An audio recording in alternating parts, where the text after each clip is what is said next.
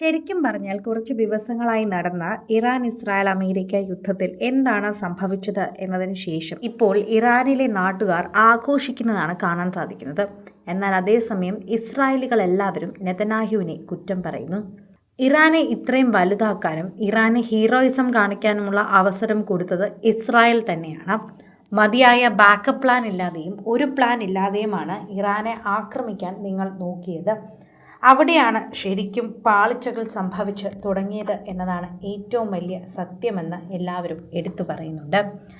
ഇസ്രായേലിന് യുദ്ധലക്ഷ്യങ്ങൾ നേടാനാകാതെ ചരിത്ര പരാജയം നൽകിയതിൻ്റെ ഉത്തരവാദിത്തം നെതന്യാഹുവിനാണെന്ന് പ്രതിപക്ഷ പാർട്ടികൾ ഇസ്രായേലിൽ ആരോപിച്ചുകൊണ്ട് തന്നെ രംഗത്തെത്തുന്നു. നെതന്യാഹു കാരണമാണ് നമ്മുടെ രാജ്യത്തിന് ഇത്രയും ചീത്തപ്പേര് കേട്ടത് എന്നതാണ് അവർ പറയുന്ന ഒരു പ്രധാനപ്പെട്ട വിഷയം. നെതന്യാഹുവിൻ്റെ പ്രതിപക്ഷ പാർട്ടികളാണ് ഇതിനെക്കുറിച്ച് പറയുന്നത്. യുദ്ധത്തോടെ ഇറാനിലെ ഭരണകൂടം ശക്തമായെന്നും വിമർശകർ പറയുന്നുണ്ട്. ഇറാന്റെ തന്നെ ബാലിസ്റ്റിക് മിസൈൽ പദ്ധതിയും ആണവ സമ്പുഷ്ടീകരണവും ഇസ്രായേലിനൊന്നും ചെയ്യാനായില്ല.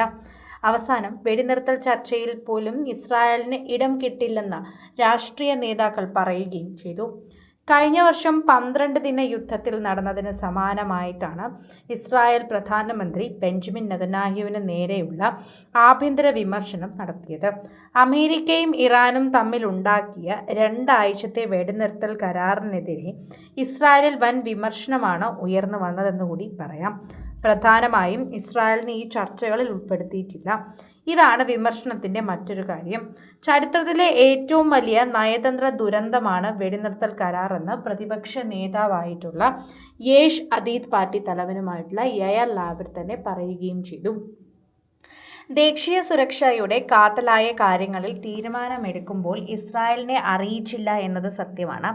സൈന്യം പരമാവധി നാശം ഇറാനിലുണ്ടാക്കി, ജനവും കൂടെ നിന്നു. എന്നിട്ടും ആസൂത്രണമില്ലാതിരുന്നത് തന്ത്രപരമായ നഷ്ടമാണ് ഉണ്ടാക്കിയതെന്ന് ലാപിഡ് തന്നെ വിശദീകരിച്ചു. ചരിത്രപരമായ വിജയവും തലമുറകൾക്ക് സുരക്ഷയും വാഗ്ദാനം ചെയ്ത് ആരംഭിച്ച ഇറാൻ യുദ്ധം ഗുരുതരമായ തന്ത്രപരമായ പരാജയമാണ് എന്ന് ലെഫ്റ്റ് ഡെമോക്രാറ്റ്സ് പാർട്ടി യാർ ഗോലനും വിമർശിച്ചിട്ടുണ്ട്. ഇസ്രായേലിൽ തന്നെ ഇസ്രായേലിൻ്റെ രക്തം ചീന്തുകയായിരുന്നു അവരുടെ ഉദ്ദേശം.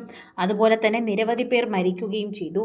സ്വന്തം രാജ്യം പോലും ഉപേക്ഷിച്ച് അല്ലെങ്കിൽ സ്വന്തം രാജ്യത്തിനെ ഇട്ടുകൊടുത്ത് വല്ലാത്ത രീതിയിലേക്കാണ് രാജ്യത്തിനെ എത്തിച്ചത്. പകരം ഇറാൻ എന്ന രാജ്യത്തിനെ വളർത്തുകയായിരുന്നു നെതന്യാഹു ചെയ്തത്. കൃത്യമായ പ്ലാനിംഗ് ഇല്ലാതെയാണ് ശരിക്കും പറഞ്ഞാൽ നെതന്യാഹു ആക്രമണം തുടങ്ങിയത്. അതിൻ്റേതായ പോരായ്മകളാണ് ഇപ്പോൾ ഉള്ളത്. അതും ശക്തമായ രീതിയിൽ തന്നെയാണ് കാണാൻ സാധിക്കുന്നത്.